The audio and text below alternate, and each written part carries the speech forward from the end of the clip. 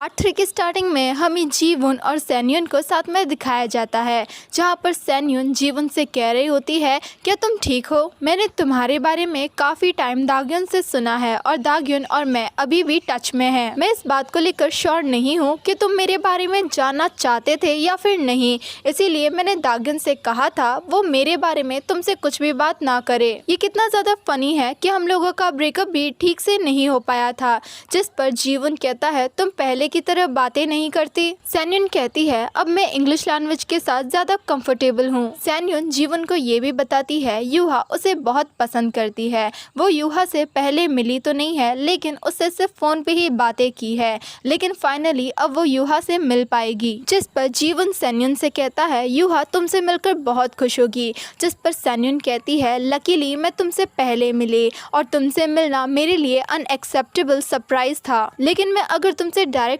हसंग में मिलती तो ये हम दोनों के लिए बहुत ही ज़्यादा ऑकवर्ड होता। वेल मैं अभी कोरिया हेडक्वार्टर में हूँ और मेरे पास 2 मंथ का फ्री टाइम है। मैं सोच रही थी मैं ये 2 मंथ हसंग में बिताऊँ। वहाँ के विलेज चीफ मुझसे चाहते हैं मैं वहाँ के बच्चों की हेल्प करूँ उनकी स्टडीज़ में, और वैसे भी वहाँ पर तुम यूहा और दांग्युंग भी तो होंगे, और वैसे भी उस प्लेस से मेरी बहुत अच्छी मेमोरीज जुड़ी हुई है। देन हमें ह्यूमिंग को दिखाया जाता है जो कि वॉल के पीछे छिपकर उन दोनों की बातें सुन रहा था। तभी वहाँ पर स्योजन आता है, जिसे जब ह्यूमिंग दिखता है तो वो स्योजन से कहता है क्या आपने अपनी शूटिंग कंप्लीट कर ली? अब स्योजन ह्यूमिंग से पूछता है बताओ तुमने क्या सुना? जिस पर ह्यूमिंग स्योजन को बताता है उन दोनों की बातों को सुनकर ऐसा लग रहा था वो दोनों बचपन से ही एक दूसरे को जानते हैं। ये सब सुनने के बाद स्योजन सैंग्युन के पास जाता है और वो सैंग्युन को थैंक यू बोलता है आज उसने जितना हार्डवर्क किया उसके लिए, साथ ही वो जीवन को अपने साथ चलने के लिए कहता है। सैंग्युन सेजुन को बताती है कंपनी ने लास्ट एडवर्टाइजमेंट के लिए काफी अच्छा फीडबैक दिया है, इसके लिए सैंग्युन सीजन को थैंक यू कहती है। जिस पर सीजन कहता है उन्हें तो अच्छा लगना ही था, आफ्टर ऑल मैंने लास्ट पार्ट में अपना 500% दिया है। तभी होमिंग कहता है हमें यहाँ से चलना चाहिए। जिस पर सीजन उससे कहता है तुम पहले जाओ, मैंने तुम्हारे लिए टैक्सी मंगवाई है। इसके बाद सैंग्युन जीवन को बाय कहकर वहाँ से चली जाती है। कुछ टाइम के बाद सीजन भी जीवन के साथ वहां से चला जाता है। देन हमें उन दोनों को ही स्योजन के अपार्टमेंट के बाहर दिखाया जाता है। स्योजन उस अपार्टमेंट का डोर ओपन करता है। देन जीवन अपना सामान उस अपार्टमेंट में से एक एक करके बैग में डालने लगता है। जीवन जब अपना सारा सामान पैक कर लेता है तभी उसकी नजर स्योजन और उसकी कुछ फोटोग्राफ्स पर जाती है। स्योजन जब ये देखता है तो वो जीवन से कहता है तुम इन फोटोग्राफ्स को भी अपने साथ लेकर जा सकते हो अगर तुम लेकर जाना चाहते हो। जिसे सुनकर जीवू कहता है नहीं तुम इन फोटोग्राफ्स को बाहर फेंक देना। जिसे सुनकर स्योजन कहता है तो फिर तुम खुद इन फोटोग्राफ्स को बाहर क्यों नहीं फेंक देते। देन जीवू उस अपार्टमेंट से जाने लगता है, लेकिन स्योजन जीवू को रोक देता है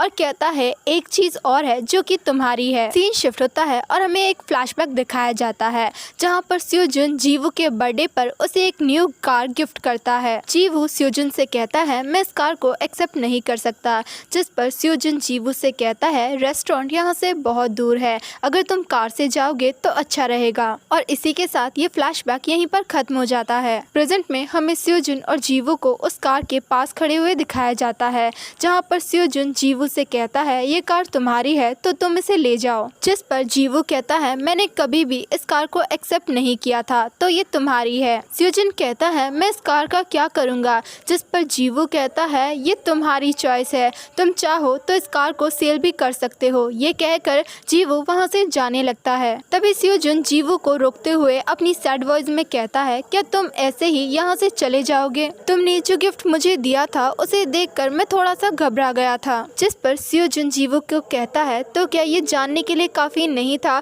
कि वो गिफ्ट मैंने तुम्हें अपने पूरे दिल से दिया था? ये सब सुनकर जीवू कहता है मैं जानता हूँ इसमें किसी की कोई भी गलती नहीं है, हम दोनों की पर्सनैलिटी एक दूसरे से बहुत ही ज्यादा डिफरेंट है, इसीलिए हम एक दूसरे के लिए सुटेबल बिल्कुल नहीं है। स्योजन कहता है मैं जानता हूँ, लेकिन तभी जीवू कहता है एग्जैक्टली तुम ये अच्छे से जानते हो, लेकिन फिर भी मुझे डेट क्यों करना चाहते हो? स्योजन जीवू के इस क्वेश्चन का कोई भी आंसर नहीं कर पाता है तो जीवू वहाँ से चला जाता है और स्योजन जीवू को जाते हुए बस देख रहा था। सीन शिफ्ट होता है और हमें स्योजन को सीईओ किम और ह्यूमिंग के साथ ड्रिंक करते हुए दिखाया जाता है, जहाँ पर वो उन दोनों से कहता है पता नहीं क्यों लेकिन मैं जीवू के उस क्वेश्चन का आंसर नहीं कर पाया। स्योजुन की बातें सुनकर होमिंग कहता है जब किसी पर्सन का ब्रेकअप हो जाता है तो वो अपने पार्टनर से रिलेटेड चीजों को और उसकी फोटो को हमेशा के लिए डिलीट कर देते हैं। होमिंग की बातें सुनकर सीईओ किम कहता है तुमने बिल्कुल सही कहा, और वो होमिंग से स्योजुन का फोन मांगता है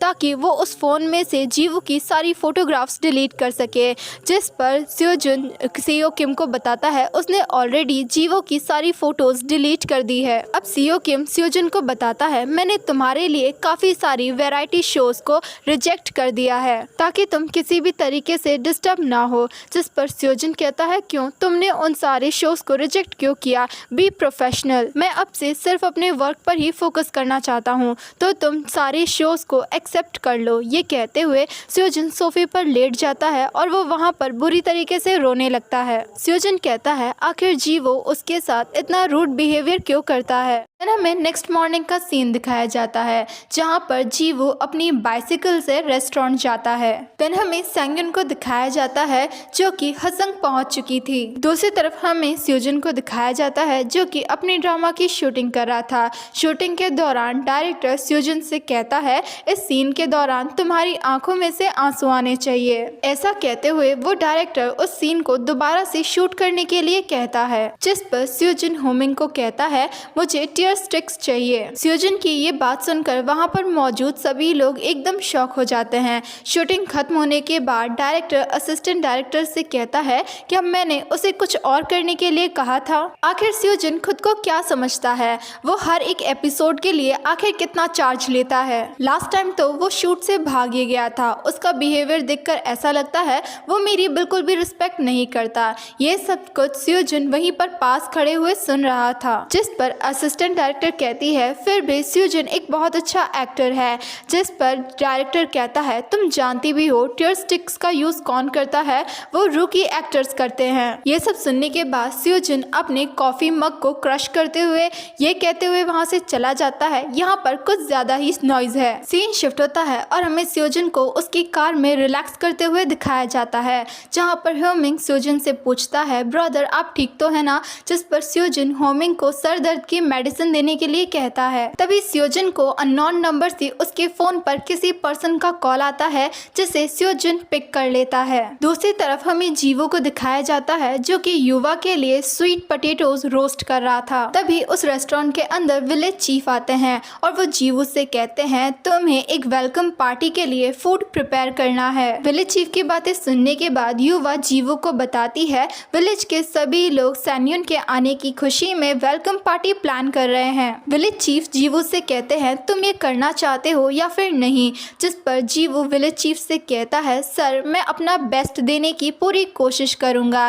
देन विलेज चीफ जीवू को फूड के इंग्रेडिएंट्स खरीदने के लिए कुछ पैसे देते हैं। सीन शिफ्ट होता है और हमें दिखाया जाता है जीवू वेलकम पार्टी के लिए डिशेस की लिस्ट तैयार कर रहा था। यहाँ पर युवा जीवू से कहती है डैड क्या कल रात आप लेट घर आए थे, आप काफी ज्यादा थके हुए लग रहे हैं, आपको देखकर ऐसा लग रहा है लास्ट नाइट आप अच्छे से सो नहीं पाए। तभी युवा की मॉम उस रेस्टोरेंट में आती है। कुछ टाइम के बाद सेंगयुन भी उस रेस्टोरेंट के अंदर आ जाती है। सेंगयुन यहाँ पर युहा के लिए एक प्रेजेंट भी लेकर आई थी। युहा जब उस प्रेजेंट को देखती है तो वो काफी ज्यादा खुश हो जाती है। युहा की मॉम उन सभी से कहती है चलो साथ में डिनर करते हैं, जिस पर जीवू कहता है नहीं मुझे वेलकम पार्टी की प्रिपरेशन करनी है। सेंगयुन जीवू से कहती है क्या मैं तुम्हारी कुछ हेल्प कर सकती हूँ, जिस पर जीवू कोई भी आंसर नहीं करता है। नेक्स्ट मॉर्निंग में हमें जीवू को दिखाया जाता है जो कि पार्टी की प्रिपरेशन कर रहा था। उसके साथ युहा भी होती है जो कि जीवू की हेल्प करा रही थी। कुछ टाइम के बाद वहाँ पर सेंगयुन भी आ जाती है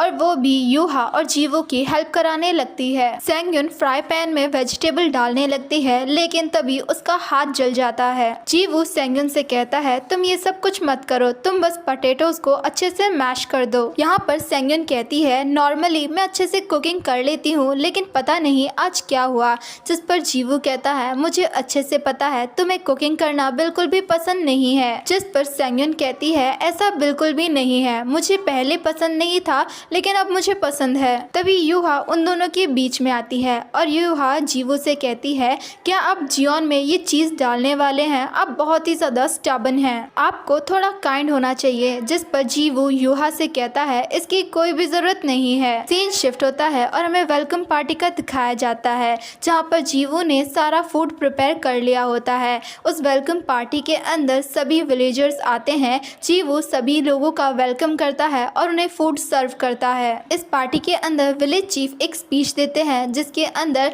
वो सभी विलेजर्स को बताते हैं हमारी हार्वेस्टिंग कंप्लीट होने की खुशी में, साथ ही सैन्यन के वापस आने की खुशी में ये वेलकम पार्टी रखी गई है। साथ में विलेज चीफ उन लोगों को ये भी बताते हैं उन लोगों के लिए एक और सरप्राइज है, लेकिन वो ज़्यादा एक्साइटेड ना हो। ये कहते हुए विलेज चीफ एक डोर की तरफ इशारा करते हैं। तभी उस डोर से स्यूजन अंदर आता है। स्यूजन को देखकर जीवू और सैन्यन एकदम शॉक हो जाती है और इसी के साथ ये पार्टी यहीं पर कंप्लीट होता है।